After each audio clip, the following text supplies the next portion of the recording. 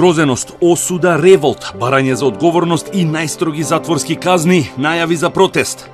Граѓаните денеска повторно излегоа на протест со барање одговорност за скандалот на клиниката за онкологија. Македонија веќе четврти ден ја тресе скандалот на онкологија, за попладнево се најавени и првите граѓански протести. Да се добие најпрестижната награда за истражувачка сторија во сопствената држава, да се добие не еднаш, туку 3 пати, а истовремено таа награда да го носи името на твојот новинарски идол. Зарем има поголема сатисфакција за еден новинар? Таква привилегија има Ирена Мулачка, новинарка која е автор на неколку забележителни истражувачки истории, од кои последната која предизвика огромно внимание е она за онкологија. Заедно со она за смртноста на бебињата на гинекологија, на некој начин заштитен знак и стана третирањето на здравството, но во последно време актуелна е и со истражувањето на работата на скопската градоначалничка Арсовска.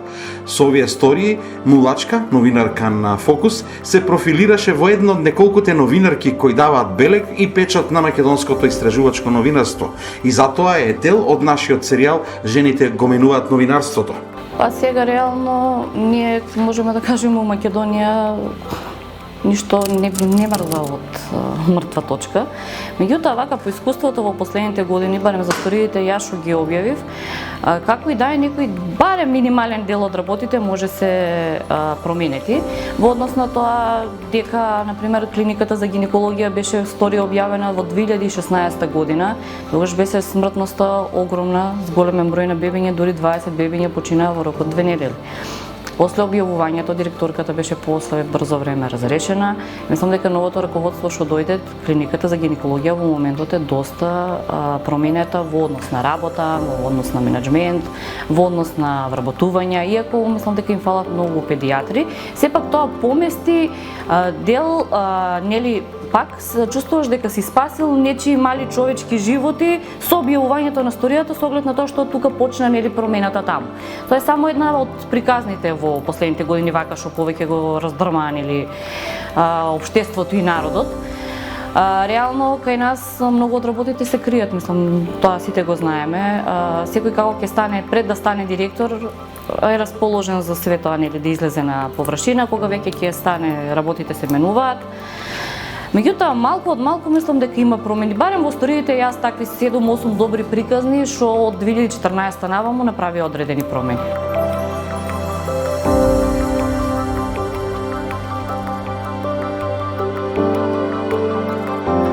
Новинари храбри кои сакаат да направат одредени промени на кои јавниот интерес им е пред се, на кои граѓаните им се на прво место.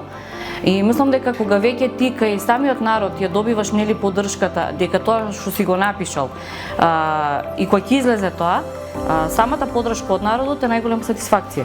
Мислам, тоа го покажа примерот со онкологија, ако се работи за приказна која е од тажна, жална и мислам знаеме како завршуваат повеќето од луѓето кои ќе се најдат, нели, во таква ситуација. Меѓутоа и за тие мал број луѓе што постои, нели, да речеме трошка надежда да можат да преживеат, многу жално е па кога некој сака да им го земе и тоа од лична корист, пари или било што.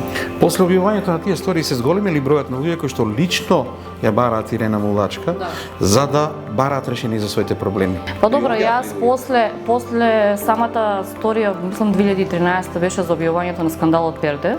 Тоа беше очна лекарка од градско 8 септември која направи преку 150 погрешни операции. Тогаш ја добив првата награда Никола Младенов. Мислам дека веќе од тука, од, нели, таа приказна потикна голем број од луѓето да ме бараат. После тоа беше гинекологија, али сега ова со онкологија мислам дека е врв до сега во мојата кариера од се што имам направено.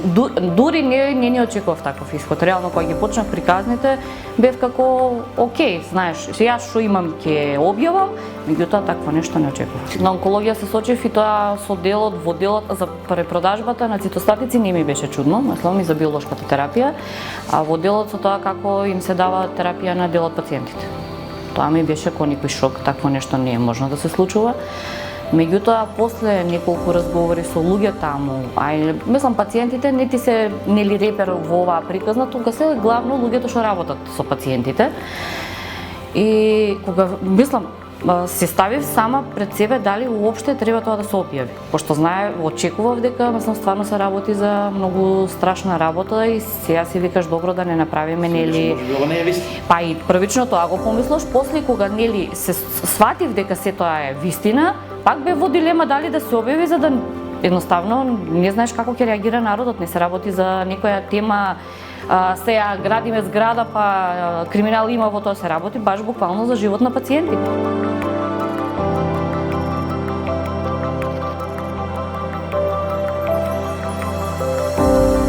Па вака, ја уште како мал имам желба да бидам новинар, меѓутоа кога дојде ред за факултет, се двоумев меѓу правен факултет, правни студии, новинарство и англиски. Меѓутоа некако беше нели луѓето кои се на новинарство, тука има повеќе теорија, не знам што, и некој решив, ај викам, окей, правни студии. Меѓутоа, после 3 години од факултетот, некако ми се погоди шанса Македонскиот институт за медиуми. Имаше, тогаш беше уште едногодишната новинарска школа, која беше, мислам, последна генерација, ја бев 4-та генерација, во која Данска даваше стипендија на 20 новинари кои ќе успеат да влезат. Со Сашка заедно сме во истата група. И некако после тоа почнав во време. Мислам, уште кога завршив со школата, почнав во време, работев 7-8 месеци таму и се префрлив во Шпиц. Бранко Јеровски беше во тој период. Се случуваше тоа што се случуваше во Ајден и во Фокусум, од дневниот Фокус од 2011 година. Така да реално Македонскиот институт за медиуми ми ги отвори вратите во таа долгогодишна желба што ја сакам спрема новинарството и што има спрема.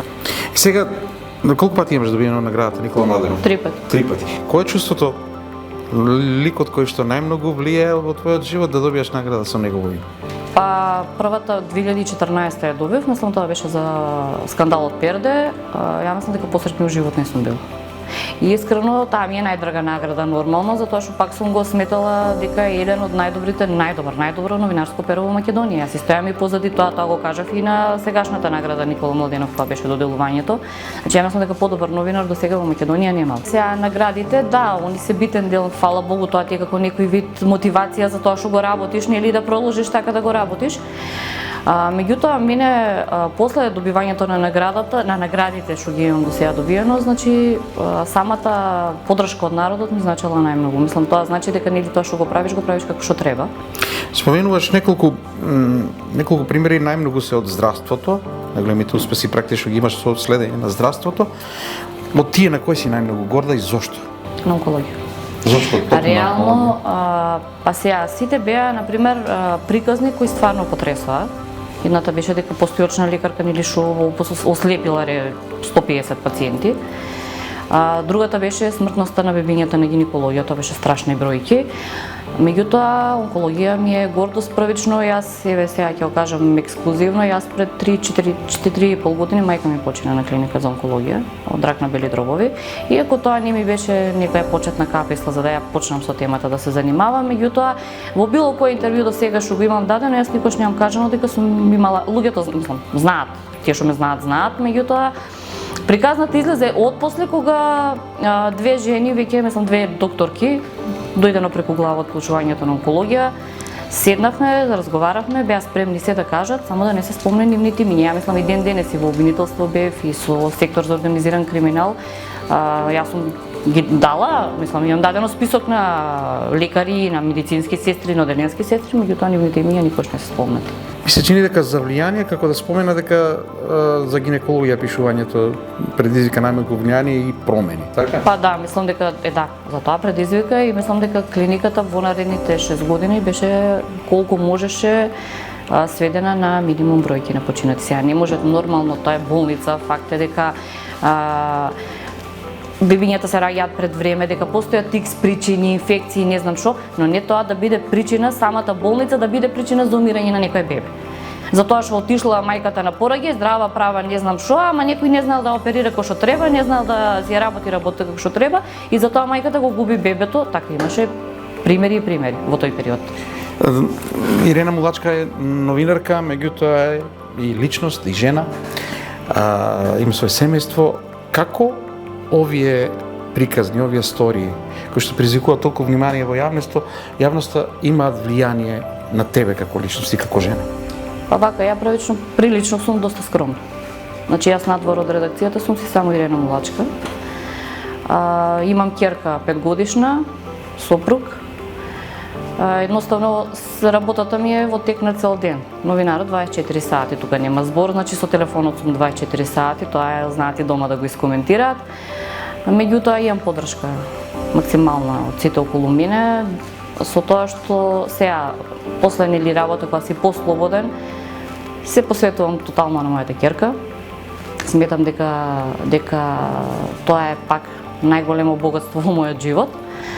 Меѓутоа, кога и да треба нели да се врши работата, во колку и саат да е, сепак се координираме некако.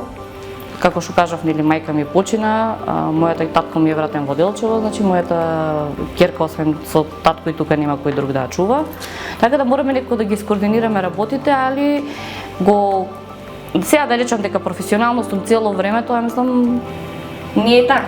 Така, а лично на тебе, самите приказни на жените, на оние кои што се ајде, можам да речем и жртви од сите овие ситуации, и на онкологија, и на гинекологија, и на со бебињата.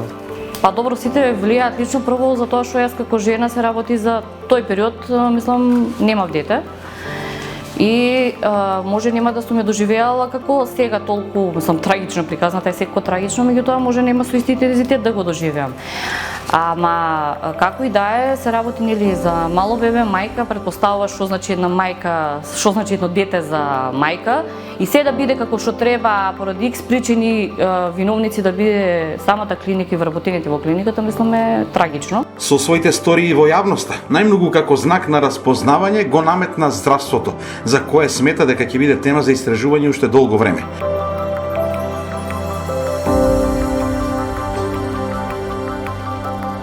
Имаше ли некои сериозни предизвици во случајот при работата на случајот онкологија и како ги надмина?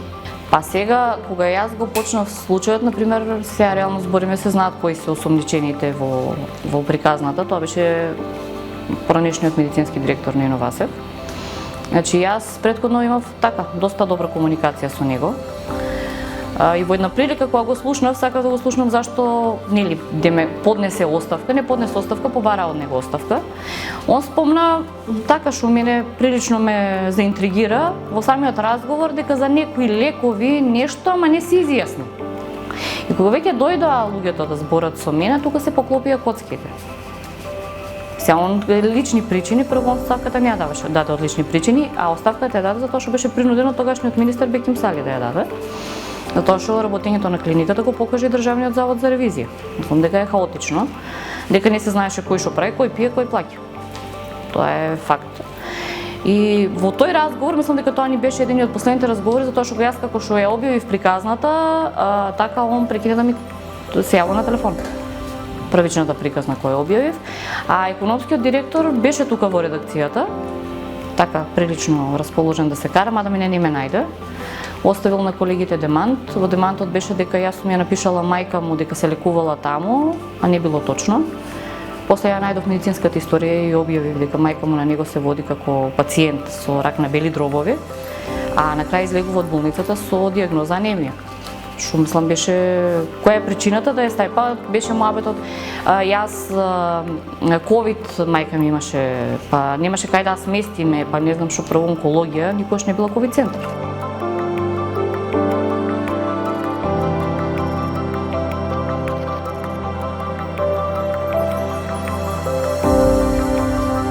Жени се авторки на повеќе од влијателните и квалитетни истражувачки истории во Македонија. Женската храброст и упорност се евидентни, но и Ирена, како и други незини колешки, се соочила со предизвици и со сериозни напади, дури и од медиумските кругови. Беше една од новинарките која беше цел на крајно бескрупулозните и срамотни напади од Маријан Стаменковски Доказ. Најдов на 10 од 10 текста кај Маријан Доказ Стаменковски за серијалот Текстови за Арсовска. Значи, она ја вработи сопругата негова во комунална и јас објавив прво 3 текста и после текстот, еден од текстовите беше ги сликавме сите објекти и се што поседува нејзиниот татко во Скопје. Значи, луксузни пациенти, станови, старечки домови, значи буквално све. Кога излезе тој текст, после тоа излезе текст кај Маријан Доказ, дека во кој беше вмешан и маж ми, и дете, и све живо и диво. И јас му вратив на Фејсбук. Значи вечерта му изнапишав све и мислам баш буквално се. Наредниот ден излезе уште погаден текст, ме стави на слика со брат ми од пред 10 години на одмор, тврдејќи дека тоа ми е швалер. Вака стануваат новинарките во Македонија, јаки новинарки, со поддршка шо како. Како ја ќе објавив текст за Арсовска, мислеше дека на тој начин валда ќе ме спречи, како ја ќе објавив текст за неа, така он објавуваше за мене и така. Тоа беше, јас си продолжував, он си продолжуваше. До слободија ми се чини скоро. Па мислам дека е, да. Мислам дека е надвор од затвор, не знам. Тогаш моја колешка исто за неа објави еден текст, ама она така за разлика јас многу не му обрнав внимание, така сум по. Сега знам дека луѓето што го читаат сите, нема збор. Кој како си доаѓа до заклучоци и тоа е нивно право. Меѓутоа да ме нешто сега демотивираше посебно, не ти е сеедно да се гледаш и да читаш такви глупости, фала Богу. Меѓутоа она ме, ајде идеме да го пријавим. И го пријавивме во обвинителство, сплет на околности, мислам се најдовме и во суд. И мислам да го видиш друг човек на судењето. Не знам кога да не се работи за тој човек што го пишува тоа. После тоа се скараа со Арсовска, па ми ставаше лајкови на насловните за Арсовска од затвор. Па сега пак е вратена жена му. Нема вече на љубов, има само вечен интерес очигледно. Да, сега ми има некаде, не знам, напишано некоја Б2 телевизија ќе се отварала, таму ќе сум била и тоа прв пат слушнав. Мислам дека е негово тоа од кај што пишува он.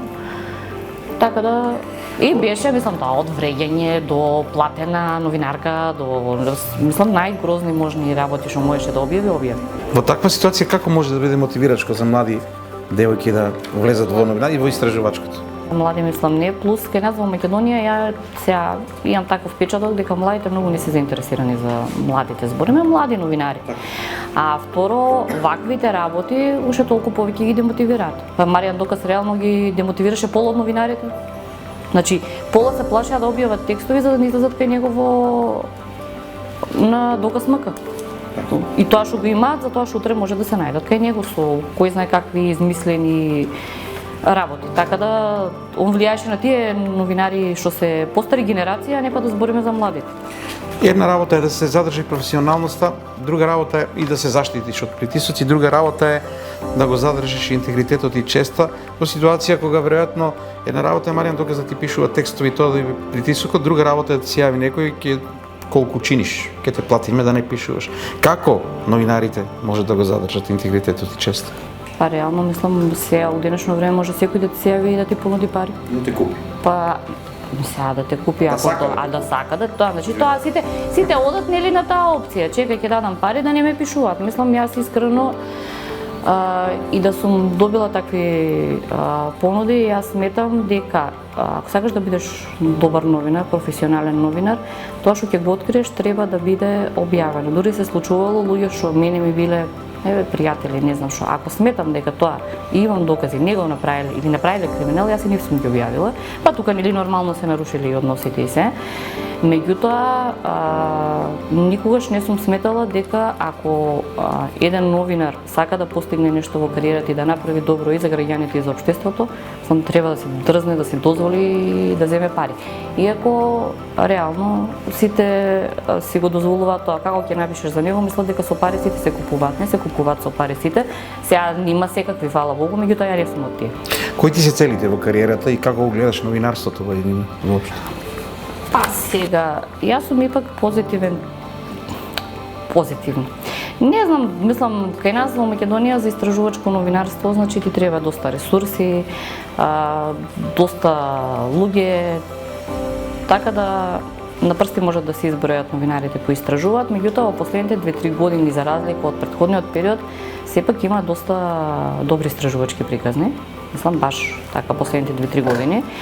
Дури мислам и комисиите за награди имаат така поголем проблем околу тоа да се одлучат кој е што како, што е пак нешто позитивно. Во периодот од 2013 до 2017 тоа беше, мислам, јас за тој период што сум работила и во споредба со овој, мислам дека сега последните години има. Меѓутоа не гледам дека сега треба нели да се жалиме, факт е дека најлесно е ако не им одговара да те тужат. Мене Орце Камчев лани ме тужиш и изгуби. Не можеш мислам да добиеш сега ти судството не е такво кој што е. Фала Богу, меѓутоа јас можам позитивно да се изјаснам дека судиката која беше во за тој случај, мислам толку беше реална и искрена да не им ни дозволи, мислам за и тоа бев тужена зашто Орце Камчев е ставен на насловна слика од која дури на неговиот адвокат, една од тие, како се викаат тие правосудни што имаат, приправниците, ми се врати и вика пред да го објавите, вика господинот Орце Камчев, дали му се јавите да го прашате на слика. Сум ти човече у Македонија, у 21 век, да се дрзнеш да прашаш. И јас тогаш на сајтот денес треба да се јавам на 35 луѓе, што ги објавувам и да ги прашам, извините, може вашата слика да ја ставам? Не ти кажам, толку се луѓето неинформирани, не знаат како функционира. Сам те тужи за тоа и мислам судиката беше стварно реална. Дефинитивно мислам. Добро, се ги практикуваат и слаб тужбите реално малку за да. Па да. Тоа е една пракса која што навистина може да ги обесхрабри новинарите. Па ја не знам како, јас уште од 2011 ме тужеше сегашниот директор на токсикологија Чибишев и фондот за здравство. Тоа ми ги изгуби и двајцата и па не сум некој тип така што ако стојам позади тоа што го имам напишано, не можам. Мислам не се замарам со тоа дали ги тужи. На што работиш во моментот? Што е следно што може да се очекува како истражување? Па градоначалничката на Скопје. По тој дел сега, којто што конкретно не, ама еве денес има еден текст, а и во наредните неколку броеви планирам со тоа да занимавам. Како сакаш да бидеш запаметена? Кога ти кажат Ирена Мулачка после 10 на 20 години, како сакаш што да биде асоциацијата на твоето име? Скромна и храбра новинарка. Скромно, мислам, тоа ми е приоритет, значи не сакам луѓето да ме доживуваат кога ќе седнат со мене кој Ирена Мулачка новинарката, туку сакам ко Ирена Мулачка, значи вака, кога ќе седам да бидам нормална, да им можат со мене и јас мислам како се понашам и тие со мене да се понашаат нормално, не да ме ставаат на пиедестал или не знам што, а реално мислам дека во тој делот кажав храбра, мислам дека за многу работи тоа и го покажав дека едноставно првична храброста е битна, без разлика за тоа што секој ќе се соочиш и со деманти, и со тужби, и со нели реакции, телефонски малтретирање, мислам тоа после секој неделник ќе се јави се никој нешто да ти. Така да ако си спремен со се тоа да се соочиш, во тој дел така би сакала. Веројатно до сега го поврзува твоето име како на новинарка која што го третира здравството. Сега со Даниела Арсовска веројатно малку бегаш од тоа дали ќе остане во фокусот здравството сепак, бидејќи навистина очигледно дека има многу. Да, значи таму има доста работа. Мислам дека здравството во наредните 10 години нема да мрдне, без разлика која власт да дојде. Тоа е до толку девастирано, до толку дојдено до дното, до толку сепартизирано, што е жално за сите луѓе кои утре зависат и ретки се нели лекарите што останаа стручњаци во јавното здравство.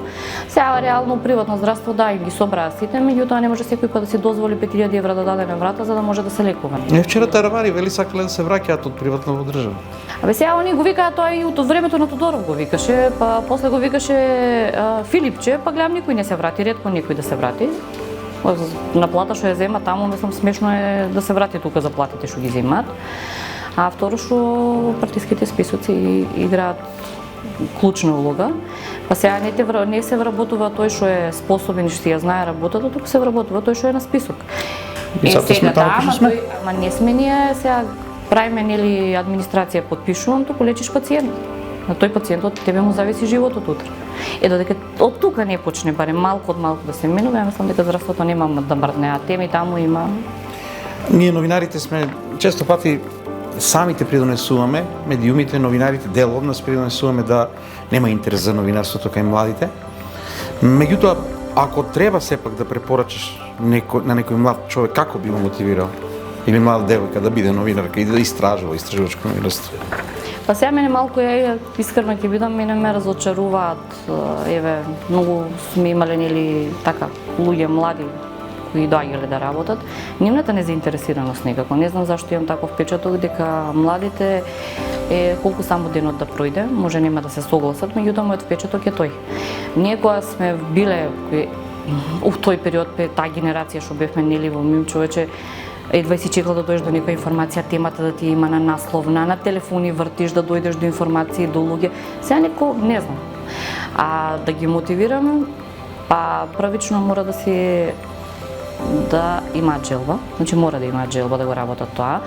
Второ, нема работа администрација до 4 саат, значи телефонот не се затвара и канцеларијата во 4 саат. Работиш, достапен си 24/7. А инаку, ако сакаат да придонесат за подобро општество, и ако сакаат да имаме, пошто Македонија реално земја на криминал, корупција и несрекни луѓе, барем малку на народот во државата да се помогне, мислам дека тоа е најголема мотивација. Едноставно да видиш дека на некој утре си предонела за негово добро, дали се работи за еден човек или се работи за група на луѓе или се работи за повеќе граѓани, мислам дека мене тоа ми е најголема мотивација, кога некако сум помогнала за тие луѓе утре и да им била направена штета, барем на некој начин да се исправи таа штета. И која би била сатисфакцијата за еден новинар кога ќе работи? Па сега, значи, треба првично, реално, кога сме почнувале, сите сме се сочувале со тоа дека, сме работеле без пари, не знам. Денешните новинари тоа не го сакат, значи, доаѓајте кажува, сакам, значи, ние сме биле подруги. Ти чекор по чекор, стигнуваш до тука кај што си. Сега првично во тој дел, значи, утре да дојде некој, секако дека мораш еден месец да имаш простор, да видиш како работи. Мислам, тоа е и за мене нормално, не е во прашање парите или не знам што, туку буквално. Второ, значи мора да бидат храбри, мора да имаат желба, мора да бидат посветени на работата, да бидат креативни. Сега работите доаѓаат сами по себе. И сатисфакција веројатно кој ќе предизвикаат промени, некаде позитивно. Да, мене мислам дека тоа најголемо влијание беше, тоа беше пресудно кога јас после кога ја добив првата награда Никола Младенов, мислам најнормално дека ми беше ја добиваш наградата на човекот што првиот пат само после неговата смрт наградата го доби името Никола Младенов. А второ, работиш во медиумот толку години.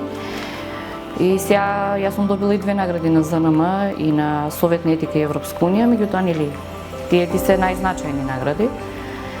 Секоја награда ми е значајна далеку од тоа, мислам, и тоа ти е сатисфакцијата на работа, да речеш дека некој утре пак проценил дека твојот труд, али сепак пресудно ми е тоа дека можам да направам барем мала, минимална колку во Македонија може промена во општеството. Новинарството е прекрасна професија која е добра ако навреме ја напуштиш. Долги години така се изразуваат за новинарството повозрасните генерации новинари, неоправдано подбивајќи се со угледот на сопствениот повик и белег. Но доаѓаат и нови генерации на новинари и посебно новинарки, од кои дел е и Ирена Мулачка, кои со своите стории и влијанието кои го предизвикуваат, покажуваат дека сепак има надеж за оваа професија.